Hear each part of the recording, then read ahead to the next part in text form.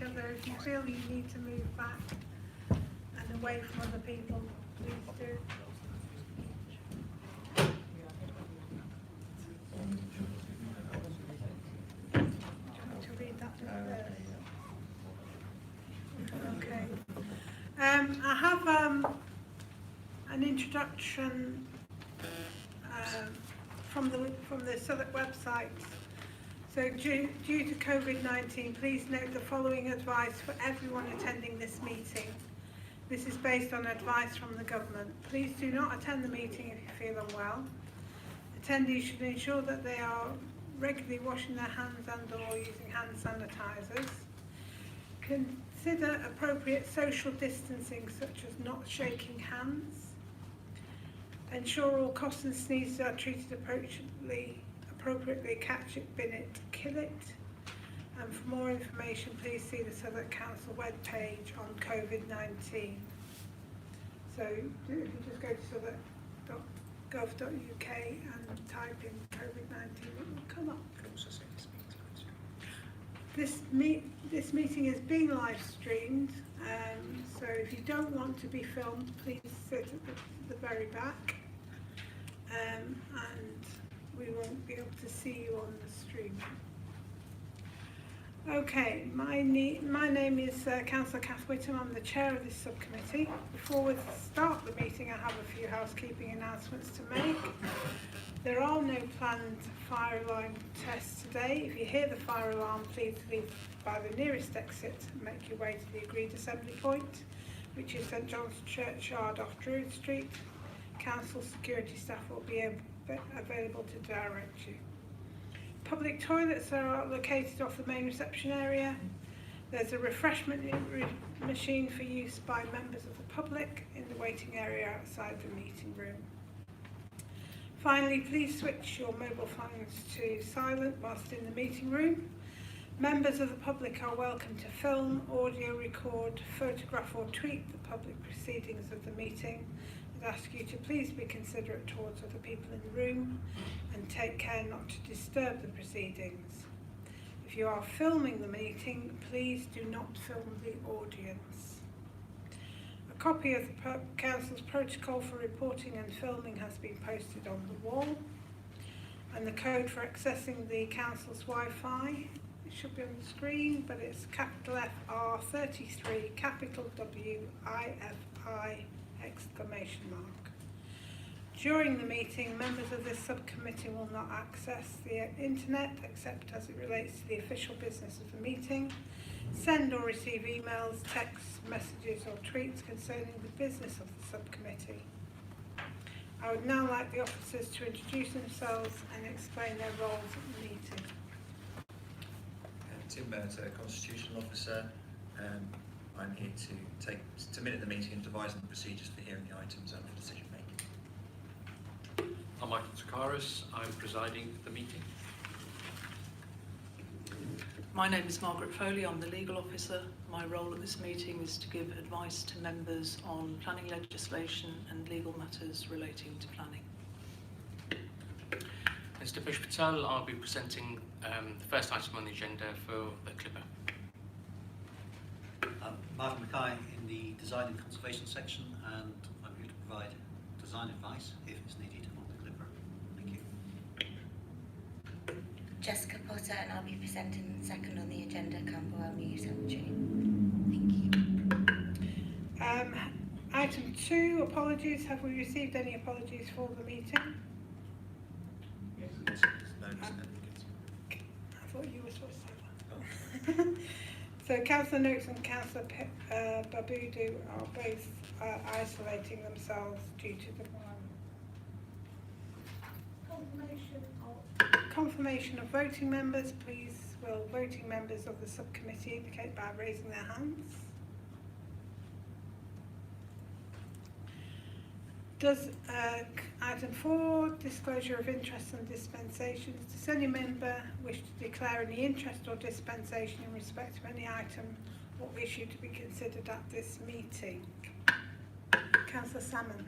Yes, Chair, I won't be present for item 1. I will be outside. Thank you. No, Item 5, notification of any items of business which the Chair deems urgent. The following additional documents have been circulated at the meeting. There is an addendum which should be with members, and we've got some spares. We asked some spares at the back, should anybody wish one. And there is a members pack with the slides that will be on the screen. Item 6, minutes. Can we approve as a correct record the minutes of the meeting held on Wednesday the 29th of January 2020? Agreed, Chair. Thank you. Everybody agreed? Item 7, development management. The next item of business concerns the determination of planning applications.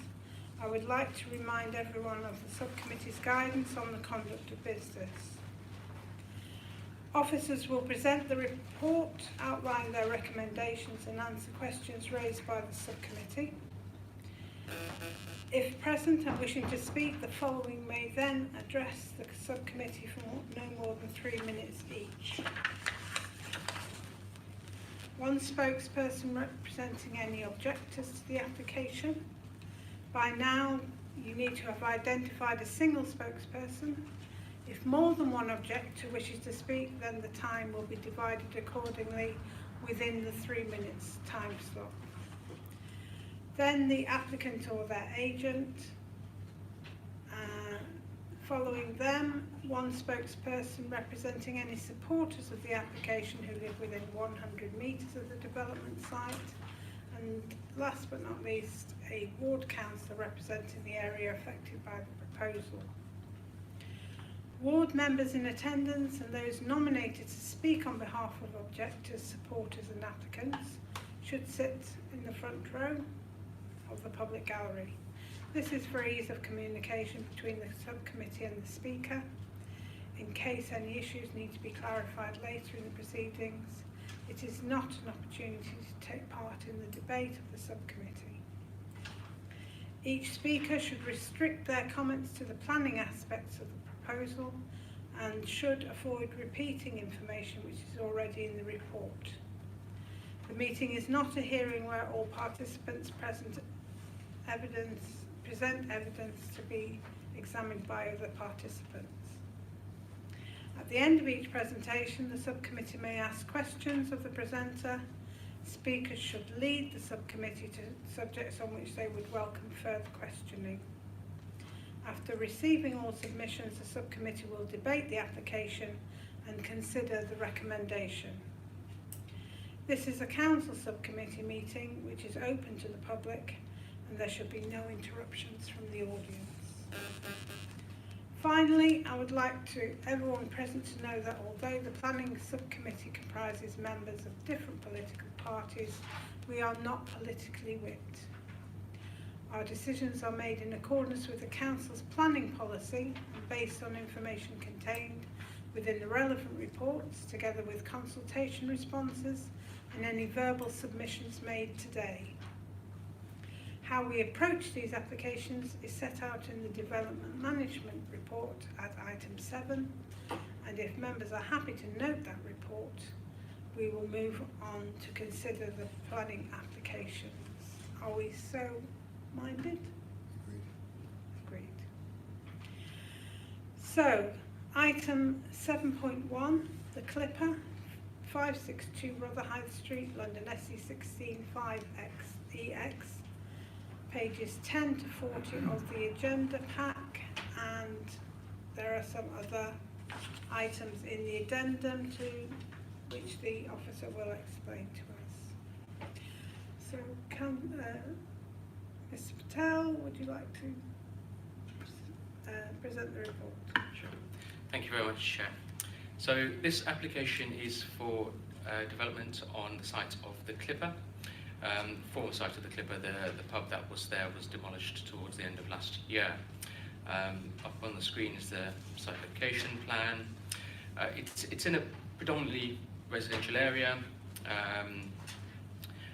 with a park, Pearson's Park, immediately to the north across from Silver Walk. We've had over 40 objections to this application. and then the main issues raised that are the impact on neighbours, the design, scale and massing, highway safety, impact on trees. We have had some late representations which are referred to in the addendum report from paragraph 15 onwards. Just one thing I'll mention right now is that one of the objections raised was about grade 2 star listed property. I'll come up if I just show you that now. So this is the Nelson Dock House, which is seen on the screen. It is that building to the left of the screen there on page 20 of the member pack. On the very same slide is sort of marked in red on the right-hand side of the screen, just above the taxi, is the site here. So there was some correspondence between one of the objectors and somebody at Historic England about whether it's something that they needed to have been consulted with. We have had email correspondence and conversation. I've had a conversation with Southwark's inspector of historic buildings at Historic England. He agrees with officer's view that consultation, that's not within the setting of the listed building, and satisfied that Historic England did not need to be consulted about this application. So just moving on to the planning history, it's before members today, so it's a similar iteration of this application was determined by officers under delegated powers. That was quashed following an application for a judicial review. Subsequently, the applicant has revised the scheme and reduced it by about a metre. I'll come on to that. Permission was granted back in 2007 for the scheme you see up on the screen. Sorry, 2017, thank you. On page 5 of the member pack. And coming back to the quashing of the decision previously, that was because of a technical matter that density wasn't stressed in the report. As I mentioned before, the pub was demolished last year. Now, the main issues, the main issues here are around land use density, impacts on neighbours' design, and highway safety, which I'll go through. So the principle of the use and the loss of the pub has been established by the 2017 permission. The density of this site, of the proposal, is 885 habitable rooms per hectare. This site is in the suburban density zone, which the guidance says should be around from between 200 and 350 habitable rooms per hectare. Now, the extant scheme, the 2017 permission, had a density of 812, so the scheme before you is of a similar density to that.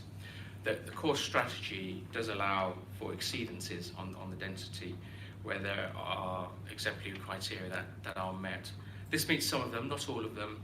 For example, most of the dwellings, all of the dwellings are dual aspect. They have good support ceiling heights, corridor lengths are minimised, and officers are of the opinion that it provides a positive contribution to the street scheme.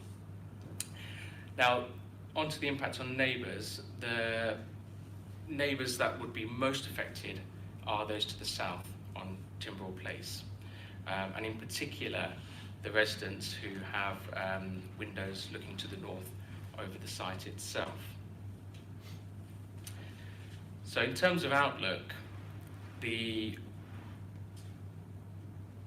scheme before you tonight does, in our opinion, have a better outlook than the extant scheme, and this is by reason of the modular design and the relief that's provided by this image you see up on the screen, and also some of the green planting and the green walls which soften that relationship. Officers have recommended a condition number 7, which requires details of the maintenance of that green wall or the green walls to be provided. Daylight to sunlight is another issue that residents have raised, and it was an issue in the past. So if I can take members to page 22, paragraph 60 of the main report. The table in that paragraph highlights or provides details of the daylight and sunlight assessment. So just taking you through that, the second column provides the details of the VSC, the vertical sky component, which I just remind members is the amount of sky that can be seen from the midpoint of a window, which is what the BRE guidance suggests is the type of assessment provided. And as you'll see in the first column with the balconies, there would be only one window that the ratio following development would be less than 0.8. 0.8 is if it goes below 0.8, there's a noticeable and there's an impact according to the guidance. The first iteration, the quash scheme, which was about a metre higher than the proposal before you, had quite a number of windows which would be affected by more than 0.8, so the VSC would drop below 0.8. And there are some levels that are as low as, for example, window 70 would be 0.56, and there are several at 0.6 around that area. Now, the iteration before you, which is the second iteration, the last column, there are fewer windows for which there would be a significant impact, and that impact is mainly above 0.7. There is one case of 0.69, but that's for a secondary window. So overall, the daylight impacts, there are going to be daylight impacts if you approve this scheme, but they are acceptable, officers say, and within the realms of other impacts within the borough. Something I also should highlight at this point is a correction to the report.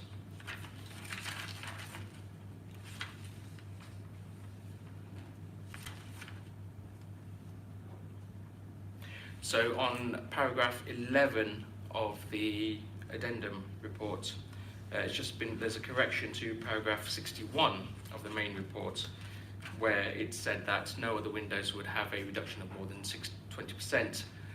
That's not correct. There would be one window at 269 to 279 Rotherhithe Street that would have a loss of the ratio would be 0.7, so it would have a loss of 30% of its daylight. But that window, again, is a secondary window, and the primary window would have the resulting VSC would be 0.91, its current value. So moving on to privacy, all of the windows on the rear elevation, which I can show you here, facing onto Timbrel Place, they would be obscure glazed, so there wouldn't be any impact on privacy. The windows on this rendered image, looking out obliquely, so looking out at right angles to the rear elevation, would not be obscure glazed, but that view would be a view to the west and would be across the street and more than 12 metres, which is what our guidance suggests is okay. Just should also highlight now that all of the windows on the extant scheme on the rear elevation were also obscure glazed. So in terms of design, the proposal is a modern piece of architecture which would stand out. The modular design would add interest to the street and in some way would mark the site as a local landmark, which we feel is appropriate, being across the street from a park, and it would also highlight the fact that there's a new retail units or shop in the ground floor. The height is similar to the extant scheme, although there are some variations which I'll touch on now. So this is the Patina Walk elevation, and on the left of the image is looking north. On the right of the image, sorry, on page 12 of the member pack, is looking south towards the residential properties. And as you can see, the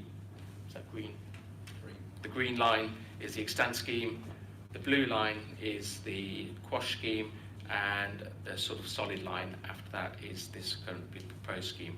So in some places it's higher than the extant scheme, and in some places it's lower. This is also shown on the rear elevation. Sorry, this is the Silverwalk elevation where the two gables shown in green would be expressed. Just take you back to this image just to provide some context there on page 5. And then on the rear elevation, those green lines aren't really representative of what would be seen on the rear elevation. That's shown better on the side elevations on page 15. So there have been some changes. It has been brought down, but in terms of scale, it's similar to the extant scheme, apart from, of course, the width of the proposal and the width. As shown here on page 7 of the ground floor, the green dotted line shows the width of the extant scheme. This one is wider. I think it's about approximately 5 meters wider than the one that was approved.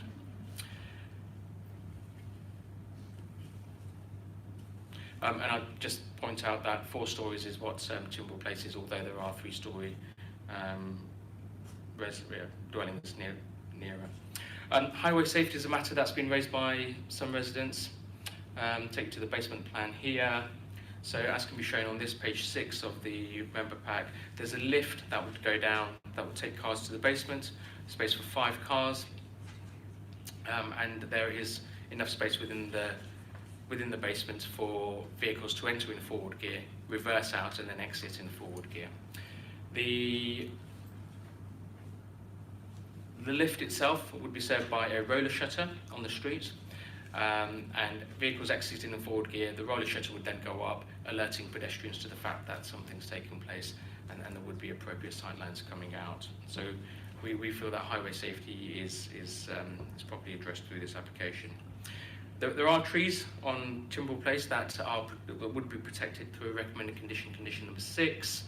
A basement is proposed. If at some point during the construction of the basement or the investigation it was found that some of the routes might be affected, then the applicant will need to provide us with details of how the foundation design can be amended or can be designed to prevent that.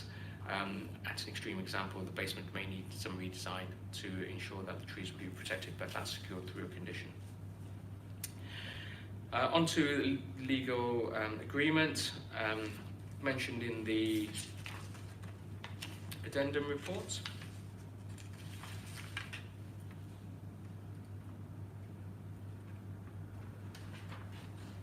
So if I can take you to paragraph 12 of the addendum report, that corrects paragraph 85 of the main report to give, so there was and it should read, the second sentence should read, the overall shortfall is 51.5 square metres. That includes 1.5 square metres from 2 balconies that were under the 10 square metres. So the overall contribution for outdoor mean space offset is £10,577.50. The 106, the legal agreement, would also include agreement for some highways works and an additional control, which again is referred to in the addendum, to ensure that the parking, the basement parking, can only be used by residents of the building itself. Just taking you back now to the addendum. Because of some amended drawings that have been provided, and they were mainly about the basement and how the car parking would work, we've also been provided details on the ground floor plan, page 7 of the member report. That sort of shaded crossed area at the bottom is where the cycle parking would go. So there have been some amendments to the proposed condition number 1 for the approved plans. Another condition is recommended in paragraph 10 of the addendum report, effectively restricting the use of the doors to the rear of the commercial unit for emergencies only. That's for security reasons. and they are the additional conditions. And we've also got an informative on paragraph, as mentioned, on paragraph 13 of the addendum report, which asks the developer to contact the council's highways team before construction starts to discuss highways management and construction management plan. So to investigate and reduce the impact on local roads. The application is recommended for approval. Thank you. I'd just like to bring in the presiding officer to explain the context of this application in terms of in relation to the extant scheme and what would happen if this was accepted or... Thank you, Chair. The question is it possible for two permissions to exist on the same property at the same time, concurrently in effect? The answer is yes, it is possible for this committee to determine this application tonight and grant permission in the full knowledge that there is another permission also on the same property. Technically, the developer can decide to implement one or the other permission in due course, if the committee were minded to grant permission tonight. And the extant scheme still stands if we refuse? Indeed, the extant scheme has permission and can be implemented whenever, obviously prior to its expiring. Any questions from members of the officer?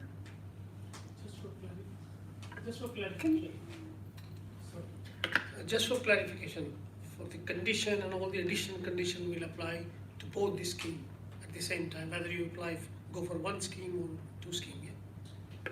No, Councillor. So the conditions that are set out in this report and the addendum would only apply to this scheme. The conditions on the extant scheme have been set, so they're not proposed to change. Thank you. Councillor Seaton? Thank you, Chair. Just to clarify as regards the extant scheme and its current status, you said it's not implemented. I'm assuming despite the fact of demolition. Can you just explain why that's so? Just unclear. Sure, Councillor Seaton. So if I take you to the history in the main report.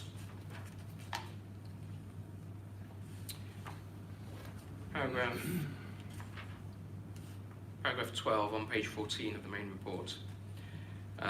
So there was a prior approval that was approved for demolition of the building, and the applicant has implemented that. We've sought legal advice. It was done lawfully. What they haven't done is implemented the extant scheme, and as we've mentioned in the addendum, there is an application at the moment to change some of the conditions, the triggers of conditions, to change them from prior to demolition to prior to some work starting. So that is still unimplemented. Thank you. Any other questions? Yeah. You've got one near you. Just want to be closer to everyone. Yeah, just a question on car parking.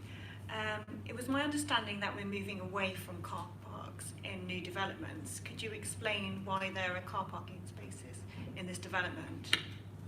Sure, Councillor. I mean, part of that was because of the concern from people locally that a development here would provide additional stress for on-street parking. It has a low PTAL, and the London plan doesn't provide. It provides maximum car parking spaces, and this is below that.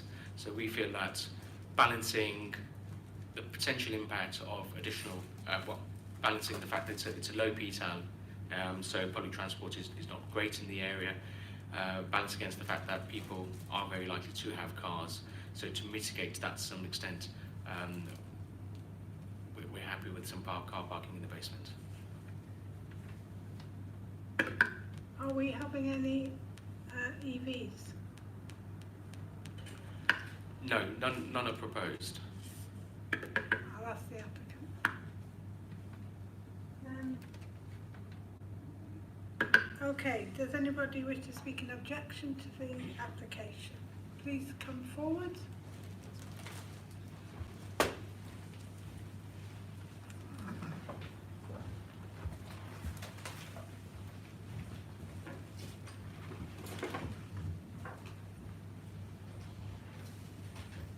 Do you want to grab another chair?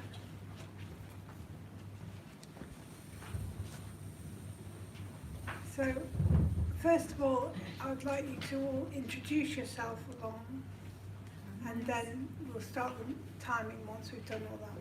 So, turn on your mic by pressing the button on the right.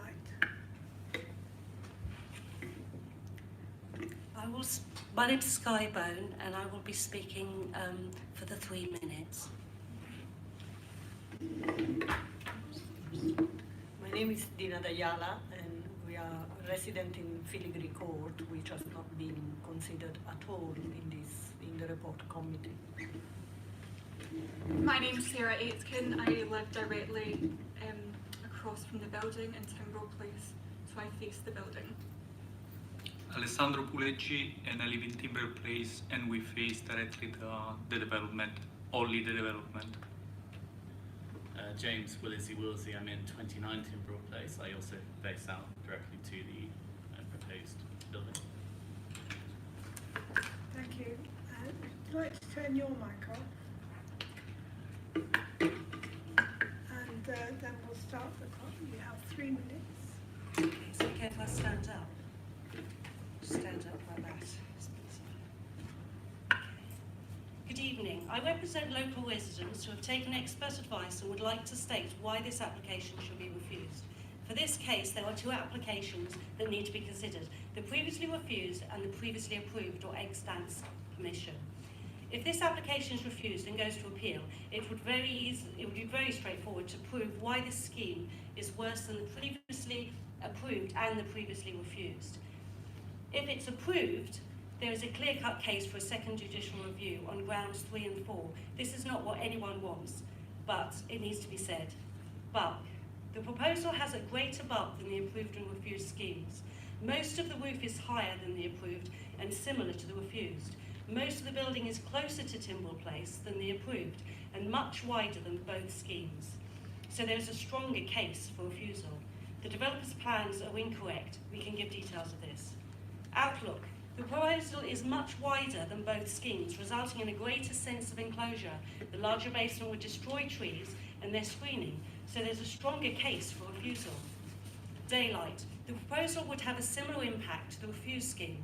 In the proposal, 10 windows failed the VSE test, 11 windows fail in the refused, and only 1 window fails in the approved. For the NSL test, 7 rooms breach the BRE guidance, and 4 will lose over half of their well-lit area. I can give more details about this. As the daylight result is similar to the refused scheme, there is a strong case for refusal. Privacy. The applicant's measurements are incorrect because Timbrel Place and the proposal, they say that Timbrel Place and the proposal is 12 metres distance. It is 12 metres distance, not 15, sorry. And number 1 Filigree Court is actually 9 metres, not 17.5 metres. The open stairwell at first floor and the large bedroom windows facing number 1 Filigree Court, which the officer hasn't mentioned, would breach privacy policy. A strong case for refusal. Density. It's over the density for a suburban area and doesn't comply with exemplary building or the New London plan.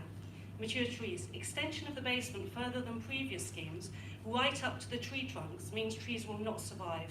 Submitted Cultural report only describes the Clipper Pub build line as acceptable. A strong case for refusal. Visual amenity. The scheme is unattractive and would have an adverse impact on the character and heritage of the area. Historic England, I think after you spoke to them, they actually sent me an email, but we'll have to check this. It looks worse than both the previous schemes, and so there's a strong case for refusal on the visual amenity. Risk to pedestrians. Car entrance opens across the main pedestrian gate for Filigree Court. Strong case for refusal. To summarise, this development should be refused on bulk, outlook, daylight, privacy, density, loss of mature trees, visual amenity and heritage, and pedestrian safety. Thank you. Well timed.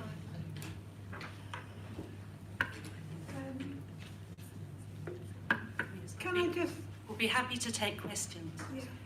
Can I just ask, first of all, are you against the extant scheme as well as the current scheme? No, not against the extant scheme. So you'd be happy for that to be built out? Yes. Councillor Werner. Thanks very much. So I'd like to ask you to talk more about, you mentioned the outlook being much wider and how that will destroy trees. Could you explain, could you give me more detail on that? And also about the pedestrian safety with the new car park? Yes. Basically, the report that was submitted with the application, this application, has only advised that it's safe to build up to the Clipper pub build line. But what's happened is they've extended the build line right up to the boundary. So it's actually right next to these these mature trees. There's actually more than that. So the problem, they're actually, it's meant to be 12 times the tree trunk, but it's actually just one tree trunk's distance to a very deep basement, I think. And so it's basically cut off all those routes. So, no measures will save those trees because, if half of their roots are cut off. And he said that in the report, in the submitted report. I mean, yeah. And sorry, the other question? Safety of pedestrian. The exit of the car park. Yes, the exit. Right on the pedestrian crossing. Yeah, basically the opening of the car park area and the pedestrian entrance to the proposed scheme is directly next to the main pedestrian gate of the Filigree Court. Do you want to carry on with it? No, I'll just say. Yeah. So basically, what's happened is there's a lot of kids because there's a playground. In the park opposite, a lot of the kids just run out of that pedestrian exit and they will just run directly across that area. But the thing is, it's also, there doesn't seem to be any information about sightlines, highway safety. There hasn't been any information about that because it's actually it's right next to the wall. So there's no sightlines for those cars either. And it's encroaching on the parking. Yeah. Yes, it's also directly encroaching on the vehicular entrance to Filigree Court as well. And of course, these cars will have to wait at right angle to the side of the road in order to enter into their car park. So it's completely... It gets very busy, cars coming in and out all the time. And do you know whether there's been an impact assessment? No impact assessment done. Yeah. Thank you. Any other questions? Councillor Seaton? Thank you. Again, just going back to your response to the Chair's question on the exempt scheme, you are not objecting to that scheme. Did you object at the time when the scheme was being put forward? Yes, we objected, but it's because we wanted it to be lowered in height, but we did object at the time. So, in fact, the objections were met because they are sloping back the roof and they are providing more light into the timber square. But also, very importantly, the extant scheme, as we have shown here, is much narrower and provides about 50 square meters of public amenity, which is completely lost in the, or communal amenity, sorry, rather than public, which is completely lost in the proposed scheme, current proposed schemes. But the other very important thing is the issue, if we have the cross section, that, no, not this one, the west elevation, basically the windows in the west elevation. If you show the bulk picture of the approved scheme. They look directly into Filigree Court. they look directly into bedrooms in Filigree Court, and there has been no attempt to mitigate that at all. And also, I just want to point out that, you know, ideally we would have liked it to be a bit lower, but it was the extant scheme is very attractive, it's a very pretty scheme, high quality scheme. So we accepted it. We thought, well, it's going to be good for the area, you know, it's going to look good. So we accepted it. But when this scheme was initially approved on delegated powers, we just thought this is too much. So that's why we went to the lengths of going to judicial review. It might, you know, it's noted that we didn't do that with the extant scheme, we accepted it. And, yeah. Thank you. I think you might need to turn off your mics just for the live streaming. You turn off your mic for a moment, and I'll ask a question. So thank you for that response, and very, very detailed response, and thank you for that. That's very helpful. What I'm trying to understand is you start off by saying that you intend to take this to judicial review anyway, full stop. So that's you're not, right, okay. If the extant scheme is built, we would not take it to judicial review. Or if this is refused and the extant scheme is then, you know, progressed, we would not take it to judicial review, or we would, you know, it's because it's you know, this one has got a much greater impact in all areas and a greater density, and so the points of the judicial review, particularly ground 3, still exists, and it's got a much greater density, much worse impact than the extant scheme, and you know, and it's much uglier. It's going to be terrible for the area because it's a very ugly, over-dominant building. So, but the extant scheme is good. You know, it's a good building. One last question, Chair. So what contact have you had with the developer in shaping this current scheme? Have you had any contact, or has it always been adversarial? No, we didn't have any contact in this case. Yeah, they didn't do a consultation with all the residents before they actually put a pre-application in or put the application in. They actually, then they sent round a leaflet which was inaccurate. So, afterwards. Councillor Werner? Yeah, so the leaflet that they sent round, why was it inaccurate? Why do you think it was inaccurate? It was different from the plans that they submitted. How so? It's quite a long time ago now, so I don't want to go into all the details, but it was. Yeah, that's okay. Any other questions of the applicant, of the objectors? Thank you very much for your presentation. If you'd like to sit in the sit where you were in case we have any other questions. Excuse me, may I just answered the question before. One of the points that was in the leaflet was we cannot start the demolition if this building is not approved. Oh yeah, it's not true. That's one of them. Just this is one of the lie in the leaflet. Okay, thank you for your presentation. If you'd like to take your seats back, please.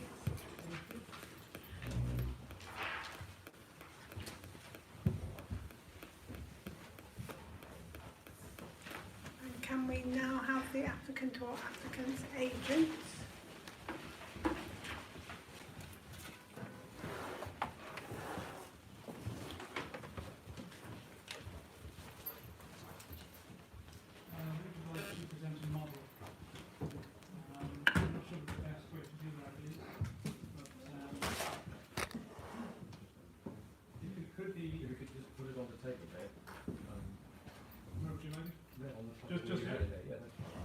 And that way it's, well, I mean, it's a small model and you're far away. We'll do our best. Okay. Do your best with. I'll do best. That's fine. What I'll do is I have small models like passing around to make that so useful. Or you could put it over there on that side. Yeah. Okay. We do that.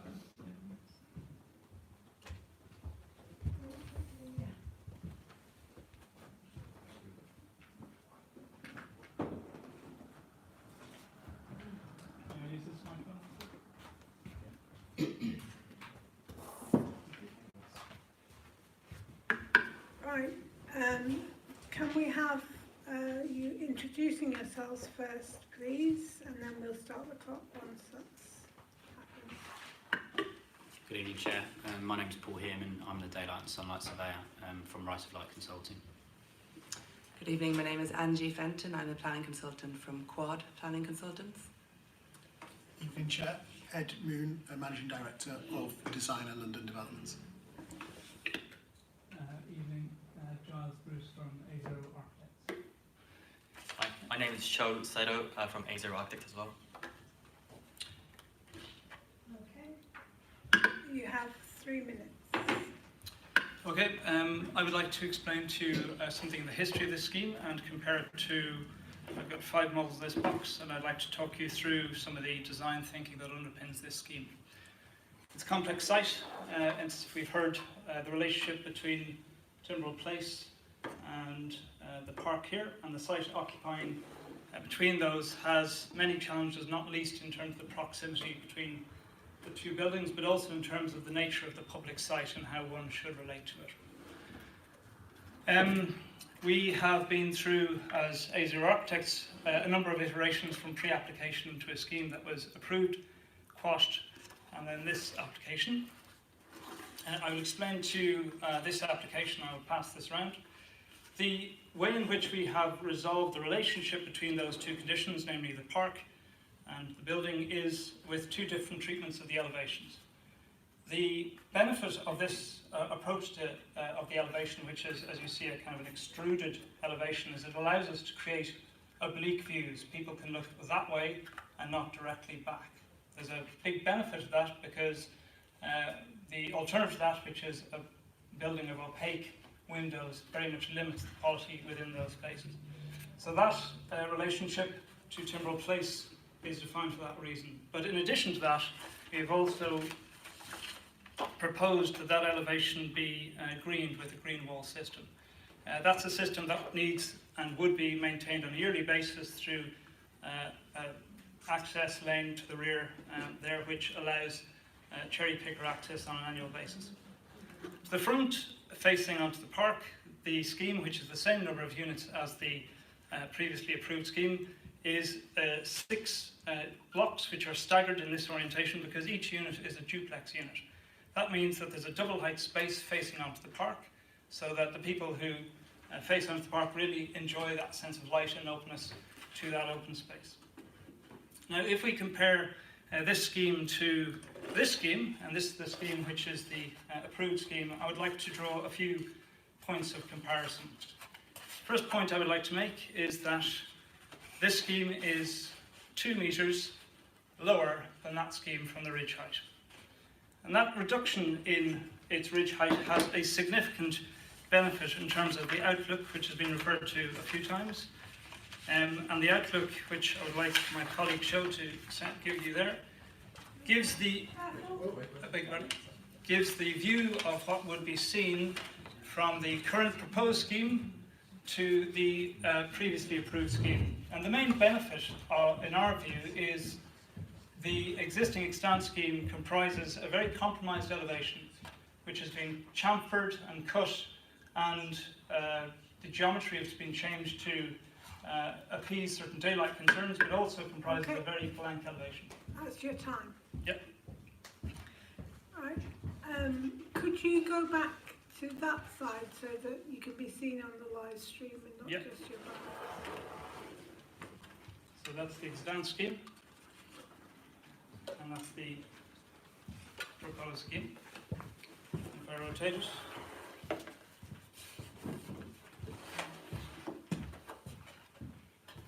it's 2 metres lower. It follows the width of the site, but obviously related to the park. And yeah, I say if you would like to see it, I'm happy to bring it over to you so you can see it. It's a small model. Apologies. Yes. Yeah. Show, would you bring that over with those 2, please? Can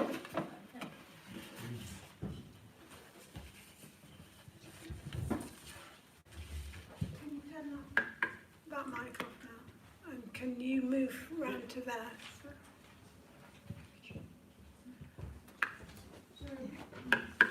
Are we allowed to see the that's been...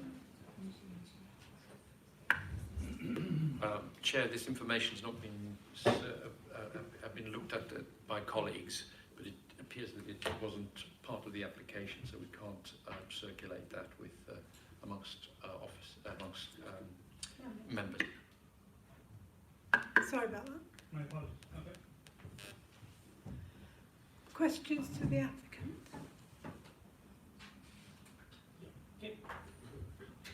Sorry, can you explain a little bit more about the looking from the new scheme, about the site you said you can see from the left and right, not only overlooking the other people? Can you explain a little bit more about this? I want to understand more. Yeah. So if you rotate the model so you see, or if you just come to this side of the model, it's probably better if you, yeah, you'll see that on Timbral Place there are a number of windows which have been numbered. So the challenge in this site, and it's a challenge which the previous architect dealt with by virtue of a series of opaque blank windows, a very mute, very poor facade, if I may say. And the way we've approached it is more radical, I concede, but it's something we feel with the materiality, which is very traditional in fact, represents a fair compromise. And that is purely to pull out in a checkerboard pattern the elevation, such that actually it's a very narrow building we're proposing. It is longer, but it's narrower. Those extrusions then allow you to see laterally rather than directly. And that means, for the benefit of the units, that in addition to having this double height aspect to the park, all the units have aspect sideways from the rear. And that is of huge benefit for environmental reasons, but also in terms of amenity. So from air, from light, from quality of space, our view is that the internal amenity of these units is not just a bit, but dramatically superior to the extant scheme. Can you tell me how you're going to protect the trees? So we've undertaken a full arboricultural report, and as been made clear, as with any basement excavation, we have to undertake assessment on the ground. There is an existing basement in the existing Clipper pub, so the datum of the new basement is commensurate with that existing. And obviously we are, I don't know the exact figure, but over half the existing hole is already there. So we are essentially working to increase that. So will you be working backwards towards Timbral Place? Correct.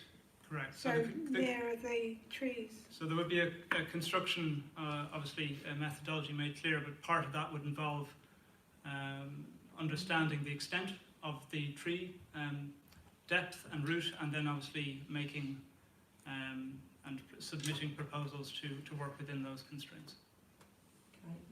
Yeah. Just for the recent demolition before Christmas, there was a prior notification for demolition, did include tree protection measures, and my client did comply with those tree protection measures. They were very careful when taking down the building to make sure there was no impact on the roots of the trees. And going forward, they will also be complying with an arboricultural impact assessment, which was carried out by qualified tree surgeons. Okay. Councillor Werner? Can you explain more about what those tree protection measures are? How many trees will actually be lost from the development? How many mature trees? And there was mention earlier about how the widening of the outlook would also destroy trees. If you could explain a bit more. Okay, so we've obviously had our tree assessment done for the 2017 approved scheme. There'll be no loss of trees. The report says that we can build a building with the trees existing in place. We, as Dipesh said, there's going to be a condition which will be the tree assessment done. They tend to include a plan for root protection and then a accompanied visit to the site from the tree officer who, when we're digging, he supervises our digging. If he finds a tree root, the site stops and we wait for him to make advice on what the next thing to do is to protect the tree. So the intention is to keep the tree, and the reports that we've had done say we can build it and also protect the trees. Okay. So you can guarantee there'll be no loss of trees from the site, even if you find the roots. What happens then? Well, the only place where the roots will come into contact with the building is in the basement, and I think, as Dipesh mentioned, there's measures that can be done in the condition of the tree assessment, whereby, you know, we can work around that by shrinking the basement or whatever is necessary, but something we'd deal with at the time, so obviously we wouldn't know until we were on site where the roots were. But the root balls, which you can see on one of the elevations, they don't come into contact with the foundation, so it looks quite good. But we will know more obviously once we move forwards. But to give you peace of mind on the trees, usually that's done by the condition which Dipesh will put on, which, you know, will mean that they'll be protected. Okay, and do you know how much carbon will be emitted from the construction of the building? So, at this stage in planning, we have a couple of constructional approaches we're looking at. We're particularly interested in exploring CLT construction, which is eminently feasible for the upper levels. And the design has been very much being a modular design, whereby we can work to the spans achievable with that type of construction. So my practice in particular absolutely champions low carbon construction, so this would be, we hope, a showcase for that in this type of development. Could you just explain a bit more in terms of, do you have any predictions of how much carbon you would emit, or not yet? The construction of the building. So we haven't undertaken a standard life cycle assessment. That is something as practice we typically do, but we typically do it when a quantity surveyor is involved, because quantities are critical. But what I can tell you is that if we are successful with the CLT, which is a cross-laminated timber, it would be over half the building volume would be a carbon positive material. And that's, as an architect, the single thing you can do is to prioritize the use of those materials over more traditional, say, steel, concrete, etc. So that's, again, from a practice, that's why we work with Ed, with very much that ethos fundamental to all our projects, of which many are in Southwark, by the way.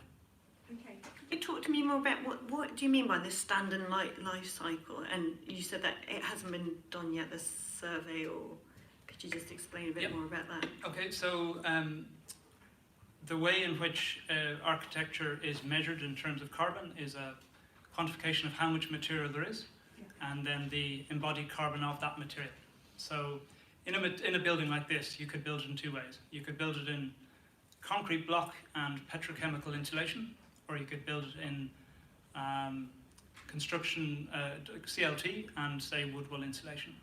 Be the same volume, but the actual materials, one being grown from a tree and one being made out of concrete, with production of cement being highly carbon intensive, with production of steel being highly carbon intensive. One building would overall represent a far, far less carbon footprint than the other. And those are decisions which come out of construction, but they also come out of a basic desire to create healthy buildings.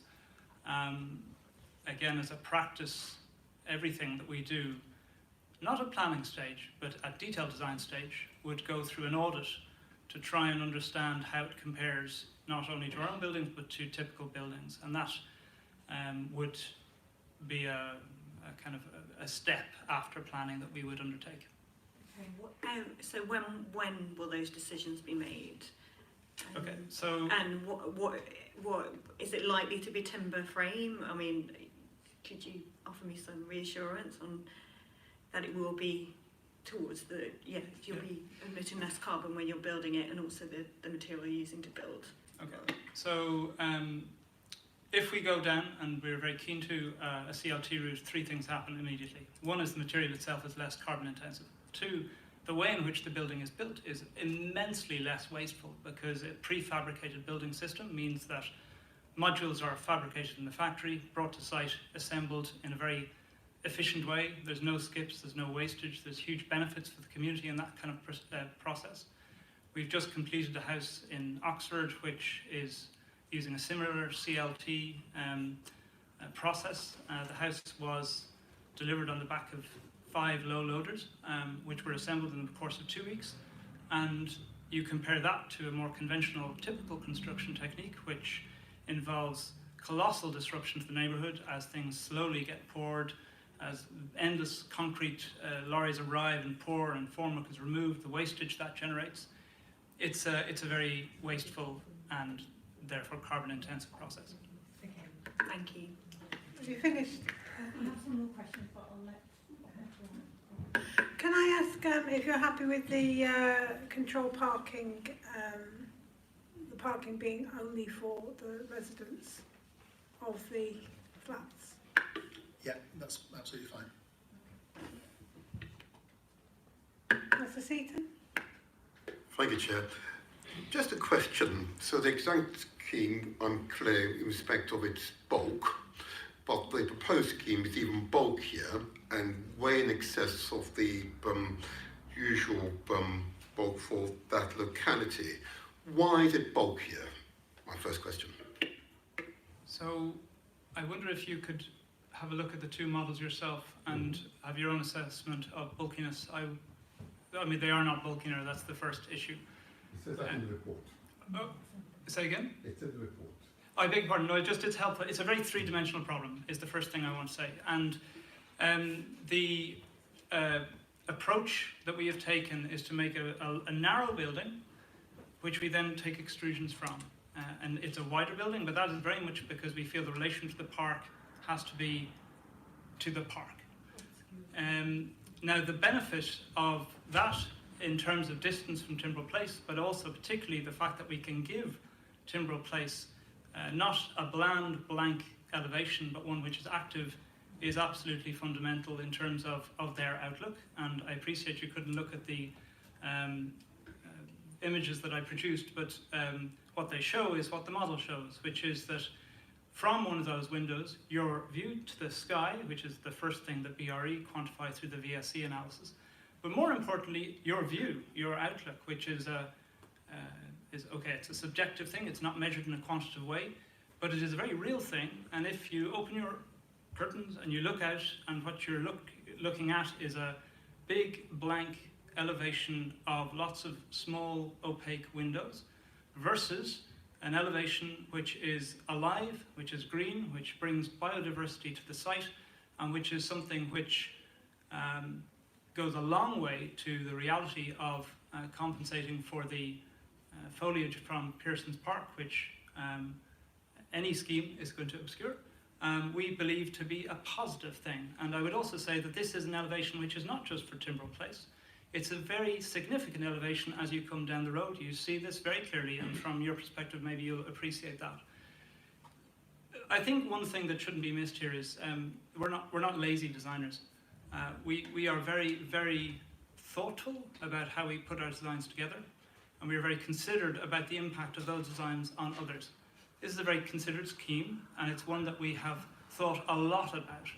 And the development of options from what originally was done by another architect all the way through to what's on the table now in front of you, to my mind, demonstrates a commitment to that design quality. So you haven't really answered my question. Right. So the policy says that that the habitable rooms per hectare should be between 200 to 350. The exact scheme was at 812. The proposed scheme is 855. So you're clearly going above, way in excess of our policies, and I'm trying to understand why increase the bulk. I understand the design features, I'm acknowledging that's not a problem, but our policies are our policies are our policies, and this is a particularly important one in this location. I'm trying to understand the rationale for further exceeding and seeking from us further consideration to increase the bulk in a location where our policy says it should not happen. I'm sorry I didn't answer your question, I'll do so now. I'm sorry I didn't answer your question, I will do so now. Firstly, the quality of those units is very important. The extant scheme, the quality is very poor. They are central core accessed units, extremely minimum sizes, we have exceeded those minimums. Secondly, a site like this, which is as density is measured on the boundary line, is a very unrepresentative measure of any scheme. And we would always look at, as this model does, a scheme in its context. The context of this scheme must take into fact that it faces onto a park. And that park is an important public space which has, on all sides of it, a certain scale and presence of building. We are very much responding to that context, and the methodology which is included in how we have justified that increase in density reflects that actual reading of the site as at least to the middle of the road, etc. In terms of the massing, again, I don't have immediately to hand, but we have done a lot of comparative analysis between the extant scheme and ours to disprove that claim that it is bulkier and the massing is negatively impactful on Timbro Place. And I say that measured through the VSC and the outlook is something that forms part of this submission. So there are the two answers. It's both an internal and an external design-led proposal to improve a very poor scheme. Thank you. Again, I've heard your response, but the rationale for increased bulk, I think you've said, is that the previous scheme is a poor scheme, which is one that was approved, and this scheme is an improvement in terms of design, but the rationale to increase the bulk is what I'm not understanding. You can improve design without increasing bulk. I'm trying to understand why we as a committee would permit this, what is essentially a 400% increase above what is expected. I'm trying to understand the rationale, your rationale, why we should accept that exceeding our policies, and what is the, you accepted that the committee conceded previously the increased bulk. Why should it accept a further increase in bulk in an area where policy says it should not occur? I'm trying to get a very clear response from you. All the other stuff is fine, but I just want to understand the rationale behind it, why we should make that concession. I think the policy does allow for additional density over the policy requirements subject to exceptional design. And it is in our opinion that this is an exceptional design and far better than what was previously approved back in 2017. With regard to Southwark's policies, which we have tried to respect, we've also got London Plan policies whereby the previous density matrix is no longer really being considered. It's no longer recognised as a way of measuring density. And the Mayor, in his recent draft London Plan, has asked us to optimise sites. And only last week, Robert Jenrick did write to the Mayor stating that's not even enough, that we now need to maximise, particularly on these brownfield sites in urban locations in Southwark. So I do think at this stage, given the age decor strategy, that the density proposed is acceptable. It's also, in terms of units, it's the same as the previous one, 6 units and 6 units. We are proposing 6 2-bed units, which increases the number of habitable rooms. Thank you.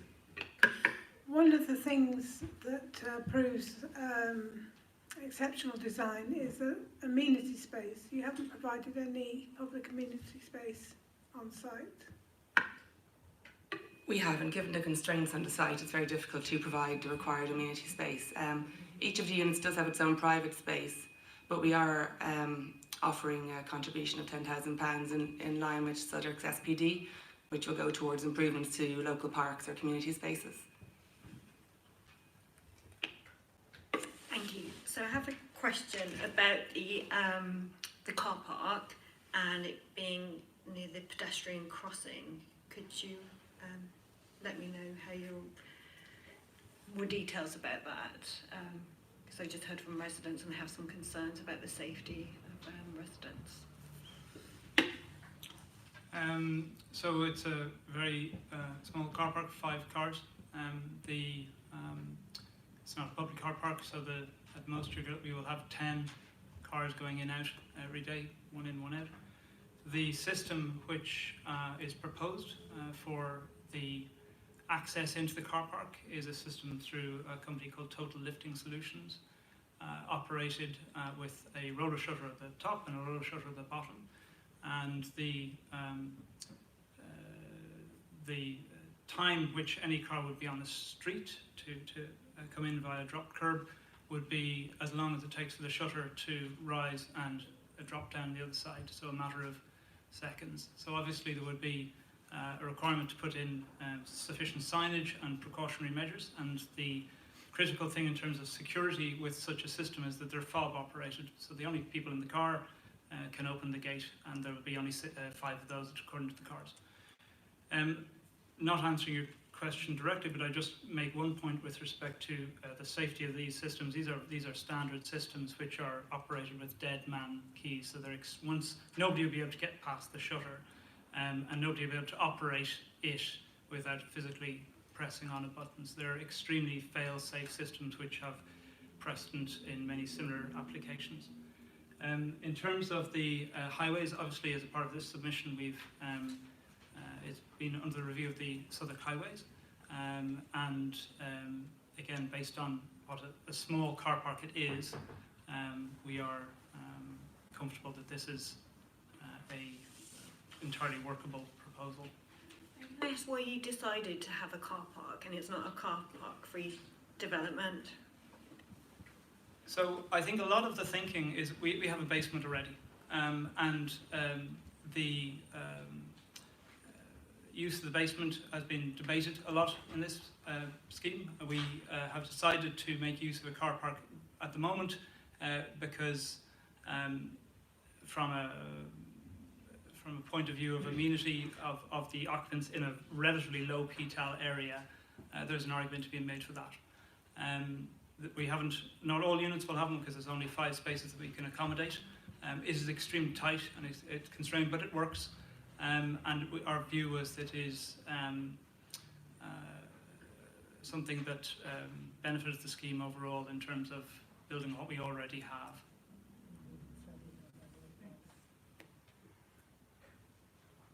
One more question, Councillor Seaton. Thank you very much, Chair.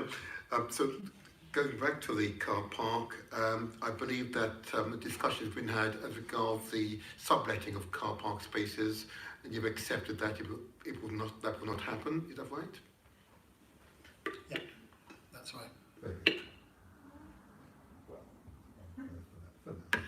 Any other questions of the applicant? Thank you very much for your presentation. Please take your seats back in the gallery.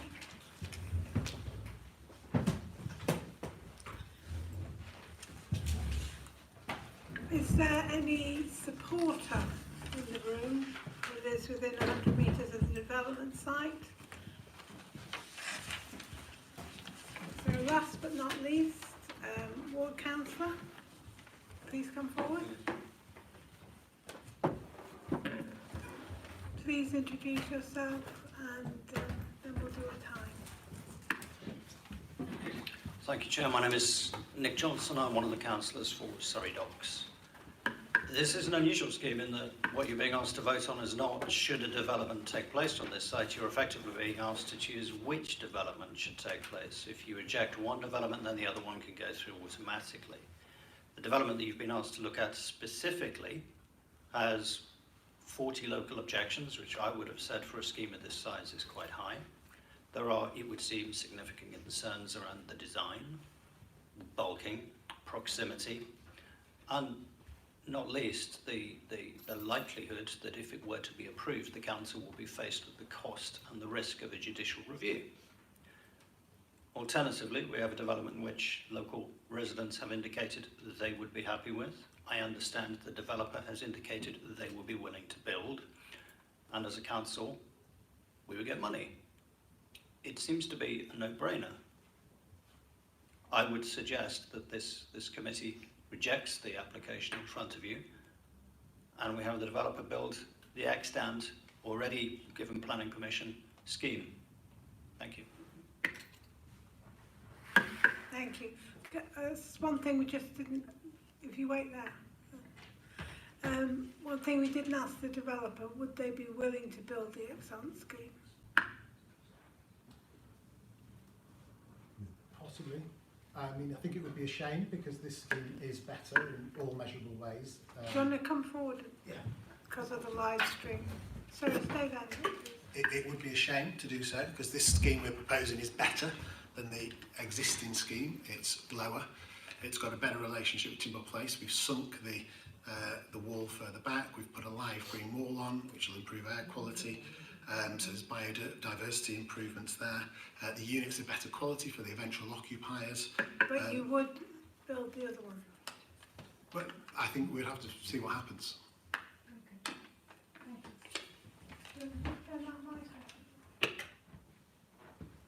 Questions for the ward councillor?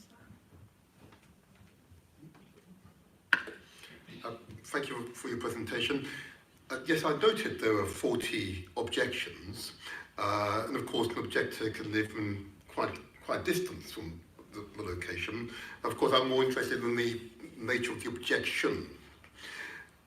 So let's just talk about, I talked to the applicant about bulk, and I think I've understood the rationale, and I've read the report, the rationale behind the bulk. Is it your understanding that the objectors, and we've heard from them, but your interpretation of what's been said, objecting on the principle of development on the site, or is it that they're objecting to the loss of something? My understanding is that this has been a two-stage process, given the history, that there was considerable objection to development on the site full stop, because there was a desire to preserve a pub. Given that we are where we are, the pub is not there, and we have an empty site, the question is, do we want to have an empty site, or do we want to have one or two existing designs on it? My understanding from local residents is that given the choice between those two designs, which is effectively the choice we've been asked to make, they would prefer the previous design.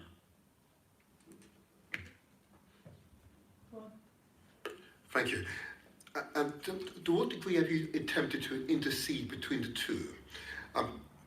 Taking note of what has been presented to us, and taking note of the policy compliance, or level policy compliance, and taking note that the design appears to have quite exceptional features, quite innovative design.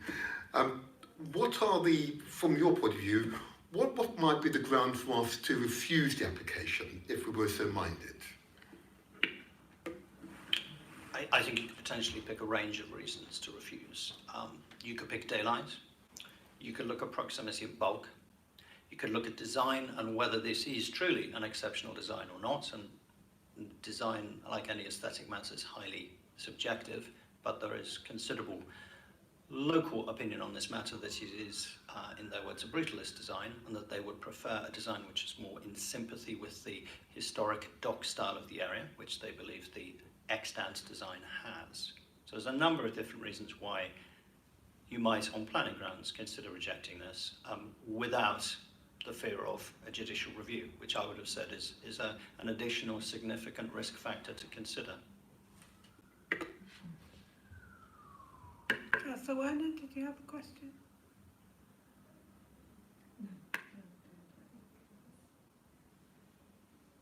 Councillor Chopra?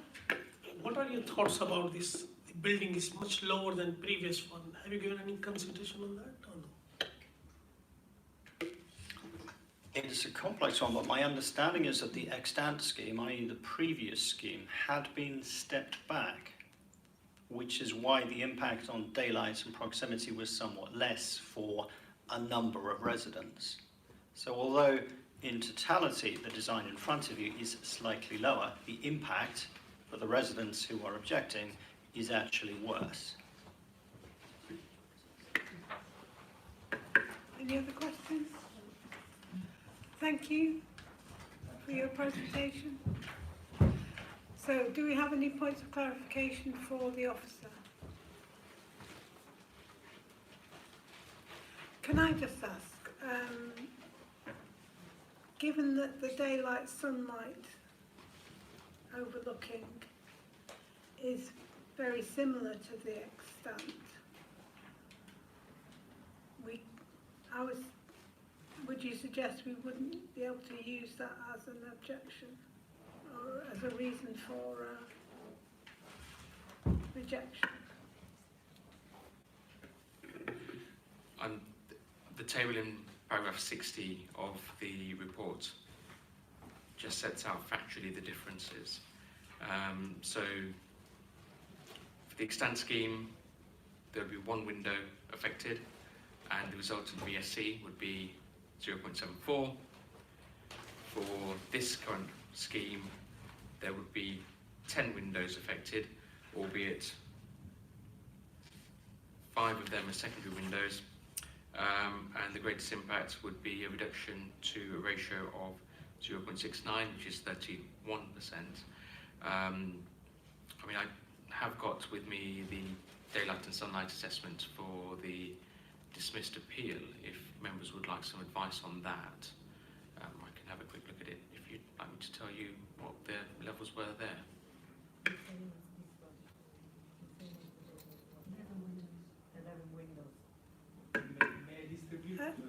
No, sorry. It's already, we have already received it.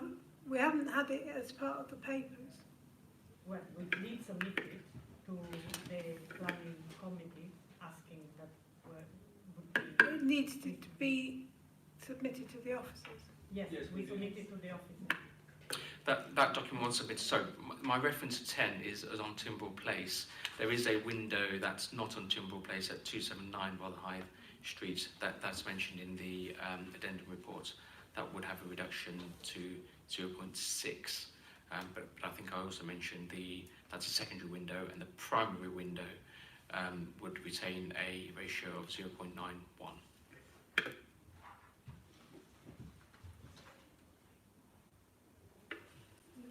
Chair, thank you very much. If I may just go back to the addendum and the paragraph 12. So of course it refers to paragraph 85 of the main report. First of all, I note that the shortfall of 50 square metres, which sounds a great deal, I must say, if I think about it, would only generate a shortfall allowance of 10,500. I must say I should have queried this some time ago, I suppose, but it doesn't appear to be a great deal of money, I must say, for what is quite a considerable shortfall. You explain the tariff, yeah. Sure. So the amount is set out in our section 106 and still SPD, and the contribution is £205 per square metre. Thank you. Any other points of clarification? Okay, so we need to make a decision. I would suggest that we're not deciding between the schemes. We have to deal with this scheme as it is on paper and whether we have any grounds to refuse, given that it's of similar bulk to the extant scheme.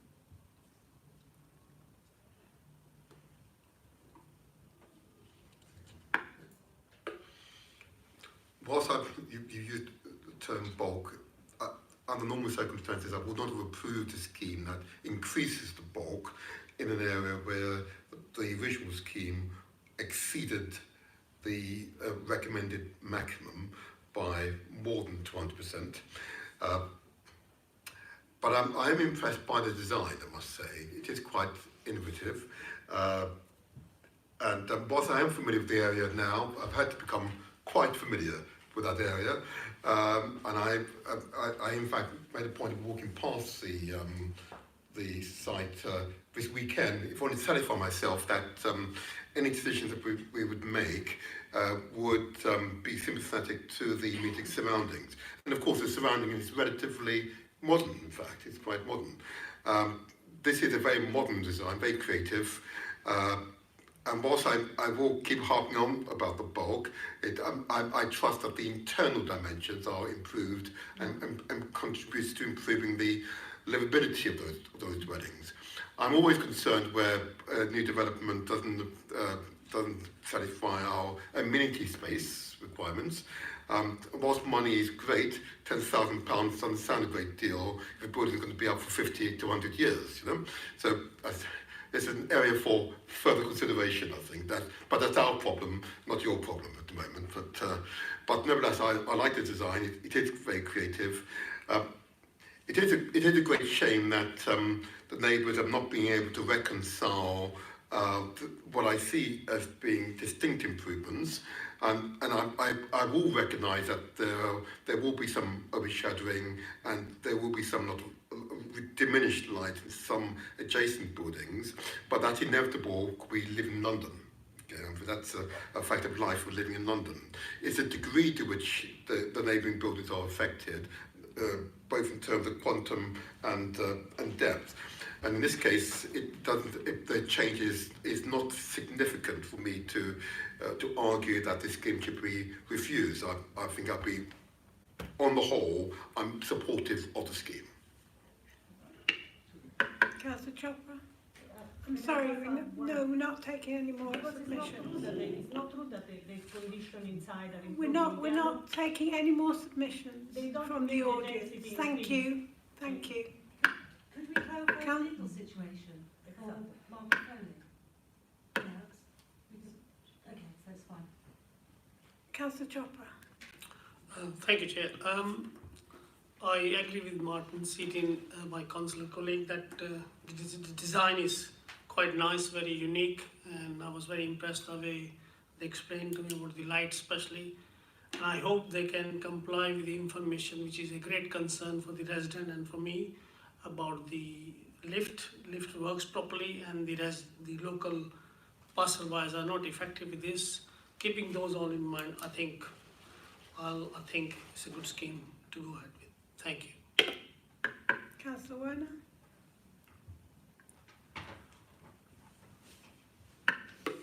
Yeah, so looking at the evidence, I would actually agree with my colleagues here. I think it is a good design. I like that you're looking at carbon neutrality in your build and timber frame. I have concerns about the parking. I think we should be aiming for car-free developments, and I thought that's what so I do have concerns about that, and also the pedestrian crossing near the car park. But again, I think that is up to us internally to implement that. That does concern me because we are moving away from car parks in developments, and they should be car park free. But yeah, I would agree with my colleagues. Okay, I'm going to propose a motion. I'd like to move that we adopt the officer's recommendations as set out in paragraph 1 of the report on page 12 of the agenda pack, and including the additional conditions within the addendum.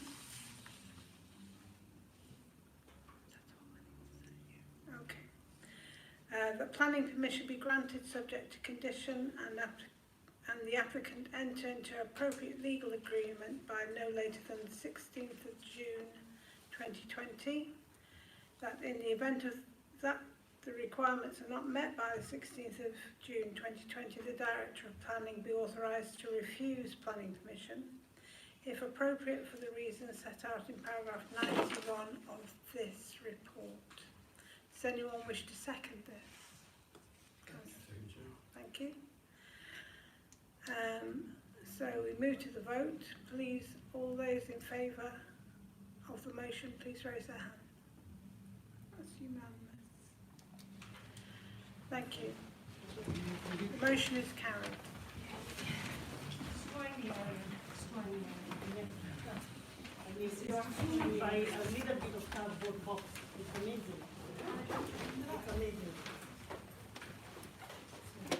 This is going to be a cheap and ugly building, which will deteriorate in a matter of 3 years. There's a big difference as well. And There's a big difference between the extent and the scheme. And it will be sold. There's a big difference as well. And that's what's ground. And on the density, it doesn't meet any criteria for going above the 350. It doesn't meet any criteria. The indoor space is the minimum for council buildings. And you didn't even mention the side windows. Yes. You didn't even directly in my bedroom, directly. 9 meters. And this- You know, 9 meters is less than this room. Thank you. Thank you for coming. It's amazing. Safe journey home. But you haven't even mentioned it. It's amazing. The amount of lies Yes. that are in that record. Does anybody want to, shall we plough on? 5 minutes. Thank you very much. You don't have to leave music. What is it, you came around at the weekend? Sorry, Joe, you taking a short break or? 5 minutes. Oh, okay.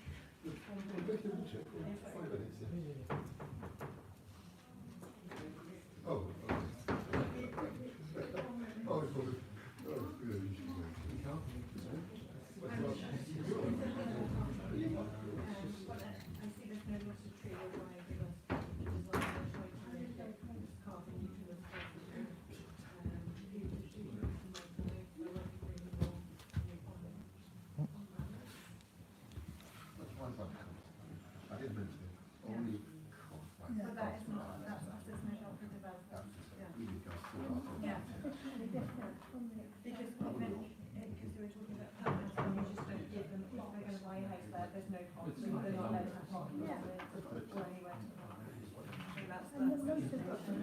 There's transport in London, I'm sorry, there isn't. We need to move away from that. That is part of that overall cost reduction.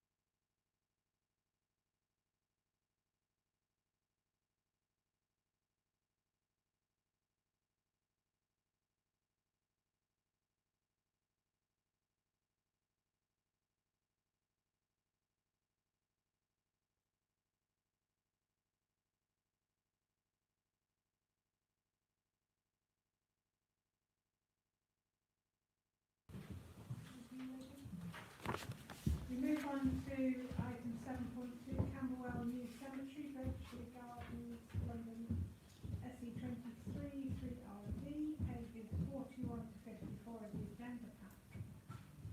So, would the officer just want to Thank you, Chair.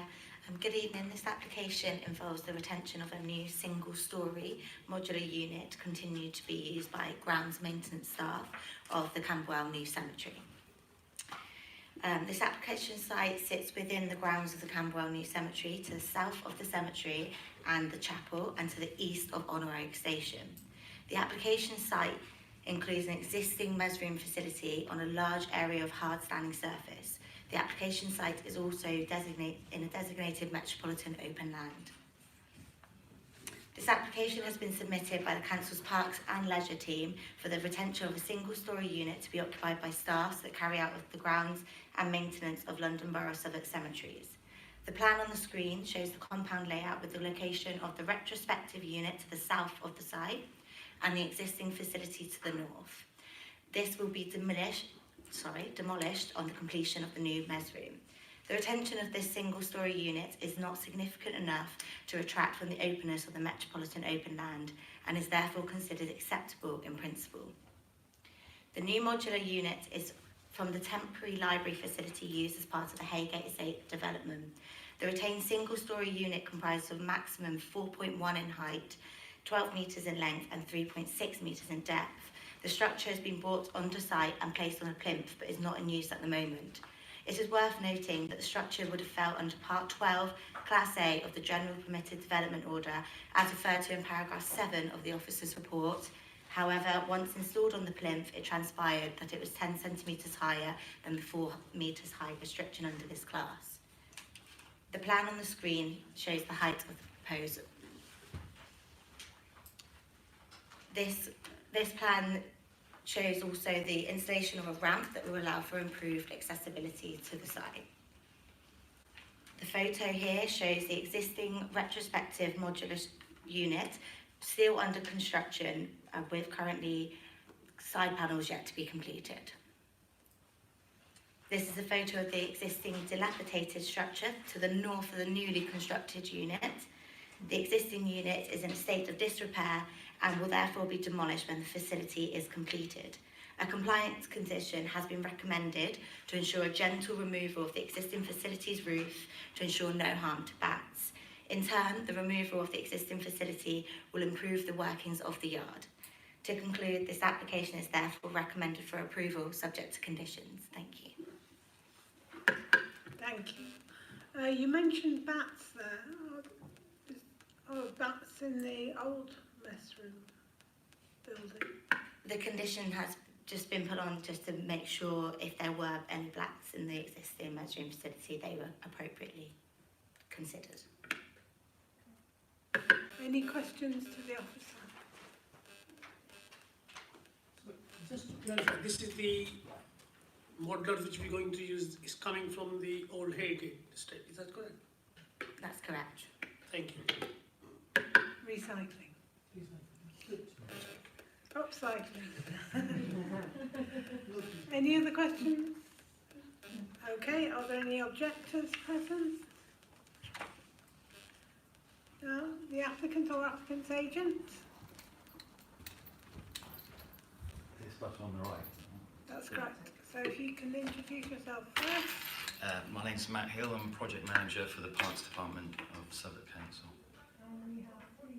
I don't have much to add, just to stress the obviously the poor condition of the existing building, and it's just not fit for purpose. So it's obviously urgent for us to sort of get these guys into the repurposed new building. That's all I'll add. So when would you move into this new building? We would start the tendering process as soon as possible. I think we go for a design and build option, so I imagine that would take 2 to 3 months to secure a contractor, and then a further 2 months or so for the works to be carried out on site. Any other questions for the officer? Thank you very much for your presentation. Thank you. Are there any supporters in the room? Are there any ward councillors in the room? Okay, so we need to ask any further questions of the officer? No? Okay, so we'll move to debate. Does anybody think this is a bad idea? Councillor Chopper? I think it's a good idea, Chair. Okay. So I'd like to move to the motion if everybody's happy with that. I would like to move that we adopt the officer's recommendations as set out in paragraph 1 of the report on page 43 of the agenda pack. That planning permission be granted subject to conditions. So if anybody wish to second this? Councillor Salmon, thank you. It was worth coming after all. So can we move to the vote? All those in favour of the motion? That is carried unanimously. Thank you very much. That's the last item of business for this evening. Have a safe journey home. And don't touch anything.